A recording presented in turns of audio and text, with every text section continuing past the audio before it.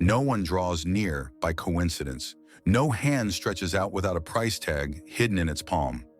They don't come to you because you're radiant. They come because you're useful. A walking vending machine of value, ideas, safety, sex, distraction, even the morbid joy of watching your crash. People orbit what feeds them. And you've been feeding them for free. You think they're in love with your soul? They're in love with access. Your smile is a doorway. Your attention is currency. Every word you speak is inventory. Stop giving it away. This isn't cynicism. This is clarity. If you don't understand the economy of interaction, you are the economy. Others trade you like chips at a table they rigged before you sat down. The ones who love you, admire you, flatter you, they all have a need. Some want comfort, others want elevation. A few just want something to outshine. Do you ever wonder what happens when you stop giving? Suddenly, silence. Because most affection isn't affection, it's appetite. Machiavelli saw it centuries ago. He described men as ungrateful, fickle, deceitful, and greedy. It wasn't an insult, it was a mirror. And the truth still burns. Here's your reality. You either move pieces or you get moved. You're either the one pricing the service or the one being sold. Every compliment is a bid. Every favor is an IOU. Every let's catch up is often a silent pitch. You are living in a bazaar of emotions disguised as loyalty. And if you haven't learned how to price what you offer, you are being looted with a smile. Your time, gone. Your energy, spent. Your generosity, cannibalized. It's not that people want things from you. That part is universal. The problem is, you keep forgetting to charge for what they take. Modern psychology coddles you with half-truths. Give without expecting. Be kind no matter what. But kindness without strategy is weakness in costume. And you'll learn that when you're empty, they won't refill you. They'll move to the next full cup. Start keeping a silent ledger. The friend who always picks your brain for ideas. They're showing you your mind is worth renting, so rent it. The lover who demands your presence constantly. They're showing that your absence has a power. Use that power. The relative who guilt trips your time. They just told you how valuable your time is. Value it more than they do. Begin seeing through the skin of every request. Ask, what do they gain from this? And what do I lose? Build boundaries so clear they echo. The modern mind is taught that transaction is cold, but what's colder is being discarded when the free benefits end. People say they hate selfishness. What they really hate is priced access. They call it selfish when you count what they've been taking without asking. They call it cold when you stop bleeding for them. Look closely. The same friend who cheered you on now avoids your calls. The same partner who once called you everything now looks bored. Why? Because you became familiar, accessible, free. Scarcity builds desire. Availability kills it. Look at luxury brands. They don't shout, they vanish, then return with just enough. You want to be respected? Start disappearing strategically. Let absence be your advertisement. Return upgraded, silent, different. A limited edition event. When you vanish, they notice. When you reappear, they listen, withhold, then reveal. This is the cycle of psychological power. And while they talk, you listen. The more people speak, the more they reveal. And the less you explain, the more they wonder. Silence isn't awkward, it's control. In a world of over-disclosure, your mystique is a fortress. Never explain your strategy. Deflect with curiosity. Ask them questions. Watch them unfold. Information imbalance is power, and power is perception. Your value is shaped by how others see you, not what you actually are. So sculpt your image like an artist. Display wins, bury losses, speak only when impact follows. Don't justify, don't beg, don't explain. Results are your resume. Show outcomes, not opinions. No one can argue with visible power, but don't hoard it. Orchestrate it. Stack goodwill like poker chips, then play them exactly when they flip the table. A favor cashed at the wrong time is wasted. A favor cashed at the perfect time becomes leverage. Power isn't always gained by reward. Sometimes it's gained through threat. The colleague who copied your idea, let him feel the tension, not hear it. Let his guilt whisper louder than your voice ever could. The partner who betrayed your trust, let her imagination torture itself. That silent pressure does more than any lecture ever could. But don't overuse fear. It's arsenic, not sugar. A little can command. Too much will poison everything. Machiavelli knew cruelty should be swift, kindness slow and steady. Make them earn what they get from you. People crave structure. Lead them. Frame your needs as their salvation. If you can steer people with calm confidence, they'll call you wise, not manipulative. They're not wired to resent power that makes them feel safer. Just remember, the game cuts both ways. Reciprocity keeps your psychology clean. Give, but measure. Love, but protect. Help, but price. Otherwise, you fall into the trap of hollow virtue, one where you keep losing just to look good. Audit your circle. Every person in your orbit should earn their seat. Are they moving you forward or just clapping from the sidelines as you drag them? Replace sentimentality with stewardship. A kingdom of familiarity dies when it refuses to evolve.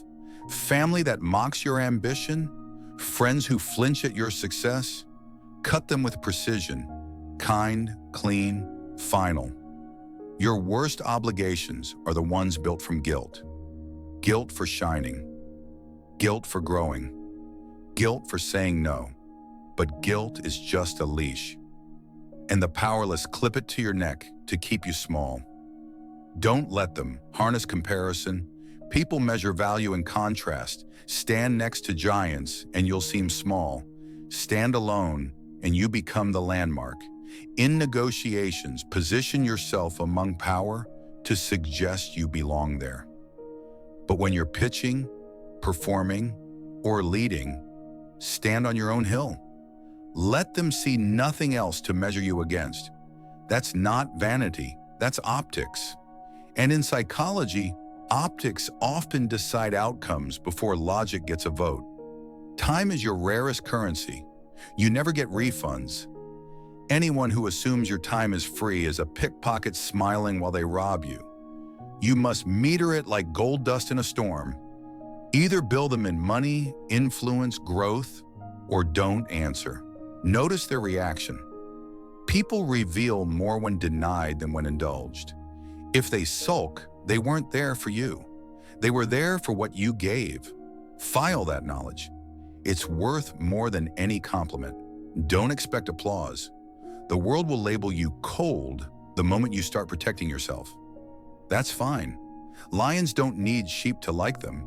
Meanwhile, you're building capital, clarity, leverage. And when the crisis hits, when their feel-good philosophies collapse, they'll come knocking, asking how you stayed standing. Show them, but don't get drunk on the power. The same instincts you weaponize in others exist inside you. The same manipulation you deploy, others will try. Ego will whisper that you're beyond consequence, that you're untouchable, that the rules bend for you. They don't. Power's most seductive lie is that it's permanent. But Machiavelli's own idol, Cesare Borgia, mastered Italian politics and still fell. Not from weakness, from overconfidence. So build with expiration in mind. Train successors, diversify assets, design exits. Don't just build dominance, build durability. Give just enough to inspire, never enough to make yourself replaceable. Let mentees climb, but hold the upper rungs until they prove themselves. Share tools, not blueprints. Shape a realm where you're needed but never exposed. Offer opportunity with one hand, retain control with the other. And when you give, time it like lightning.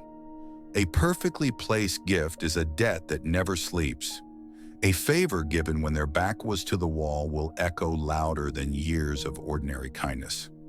Governments do this with tax breaks. Brands do it with giveaways. You will do it with attention, access, and well-timed mercy. But mercy is not a mood. It's a message. Blend warmth with ice. Kindness disarms. Coldness defines. Together, they create unpredictability. And unpredictability commands respect. Imagine shaking hands with someone smiling, but feeling steel underneath their glove. People behave differently when they sense the hidden blade. Avoid direct war. Sabotage is cleaner. Confrontation drains energy and earns sympathy for your enemy. Instead, undercut alliances. Undermine confidence. Disrupt support silently. Let their collapse look like coincidence. When they fall, no one knows you pushed. Let others talk about your origin. You stay mysterious. Hint at struggles, then shut the door. Mystery breeds myth, and myth multiplies power faster than facts ever could. People don't follow accuracy, they follow narrative. Craft yours with care. Overcame hardship? Highlight the turning point, not the full story. Found success? Focus on the transformation, not the spreadsheet.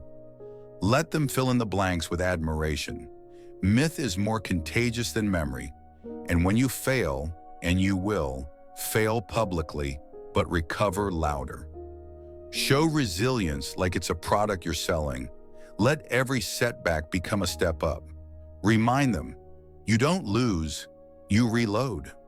Find alliances where strengths complement, not compete. Partner with those who need you but can't replace you. A coder who lacks charm, an artist who lacks systems, a speaker who lacks depth. Link up so betrayal would cost them more than loyalty ever will. Then plant flags beyond your own name. Institutions, systems, frameworks.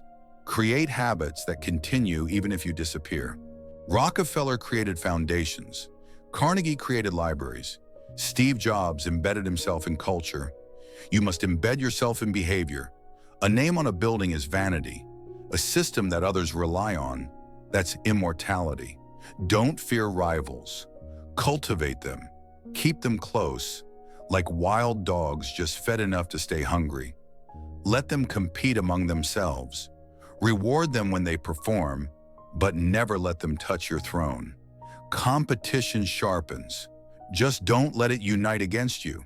And as your influence grows, beware the drug of applause. Fame flatters the ego, but blinds the vision. Design a circle of brutal honesty, a handful of minds licensed to offend you without penalty. The stronger your empire, the more urgently you need someone to say, you're wrong. Praise is flammable. Criticism keeps the fire controlled. Master the art of timing. Everyone jumps at opportunity. You wait until it ripens, until opponents overextend, until the tide shifts. Then strike so perfectly it looks like fate. That's not hesitation. That's trained patience. You don't need the credit. Let whispers build you. Let proxies do your work. Let people believe the outcome was natural, that your rise was inevitable. That illusion is your shield. Prepare for chaos. Stockpile favors. Diversify presence. Build invisible networks. Influence isn't what you own. It's what people owe you but haven't yet paid. Crisis is a clearance sale on power. Have your move ready when panic hits. Buy cheap. Take positions. Offer calm when others scream. They'll call you hero even as you install your name into the structure. Meanwhile, craft the myth. Simplify the story. Nobody remembers a 5-paragraph resume. They remember, he started in a garage. She built it from a laptop. They came from nothing and rewrote the rules. Reduce it, sharpen it, make it repeatable. Facts are bricks, myth is mortar. And now learn the paradox. Occasionally fall on purpose. Show humility. Take a hit. Own a small mistake. Let the public see you stumble, then stand taller. It calms the mob.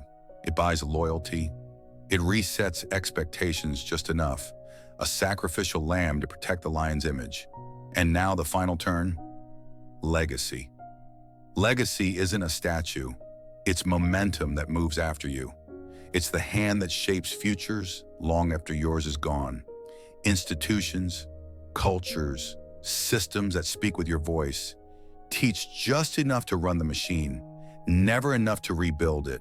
Create ritual, weekly briefings, signature strategies, internal doctrines. When routine becomes religion, your name becomes doctrine. And yes, rivalries. Keep them small and loud. Let challengers jostle for public scraps while you guide from the quiet. Reward tiny victories. Let them win in the margins so they keep showing up. Let them taste progress, never the full feast. And when you're ready to step back, do it with theater. Crown an heir in public. Withdraw with elegance, still advising, still watching, but no longer burdened with the day-to-day noise. You're now myth in motion. And finally, face the truth. Why power? Why control? Because if you don't shape your life, someone else will. And they won't design it for your good. They'll design it for their gain. So you master psychology, strategy, timing. You become the architect of how others behave. Not because you want to harm, but because you refuse to be helpless. And maybe if you do it well enough, they'll write your story in textbooks, or whisper your tactics in boardrooms, or quote you in films.